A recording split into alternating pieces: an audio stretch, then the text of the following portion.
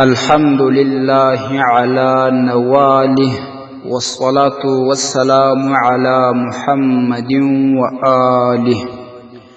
معززو د اختر د لمانځه مختصره طریقه چې ډېر ورونه د دې غوښتنه کوي.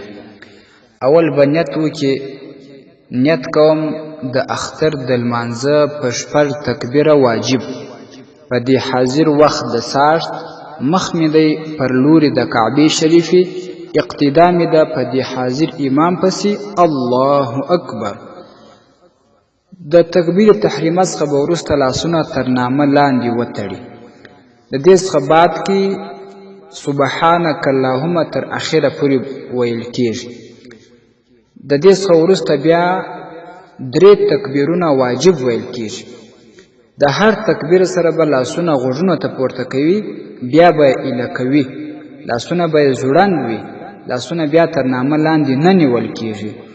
د 2 تکبیرونو تر مابین به دومره سکوت کوي چې تقریبا 3 تسبیحات پکښې ویل کېږي. دومره اندازه به سکوت کوي، بیا به بل تکبیر ته لاسونه پورته کوي. د 3م تکبیر څخه وروسته به بیا لاسونه تر نامه لاندې وتړي، نو بیا به امام قرأت شروع کړي. مقتدیان به بیا سکوت اختیاروي، پټه خوله به وي. امام به سورة الفاتحه او قرأت ووایي، د هغه وروسته به رکوع ته ولاړ شي، بیا به سجدې وکړي. د سجدو څخه وروسته به بیا 2م رکعت ته راپورته شي. په 2م رکعت کې به بیا امام اولنۍ سورة الفاتحه او قرأت وایي، بیا به مقتدیان چپ وي. دې سورة الفاتحه او قرأت وروسته بیا 3 تکبیرونه ویل کېږي. په دغه تکبیرونو کې بیا لاسونه پورته کېږي غوږونو ته، بیا ایله کېږي. په 4م تکبیر کې چې کله رکوع ته ځي لاسونه نه پورته کېږي.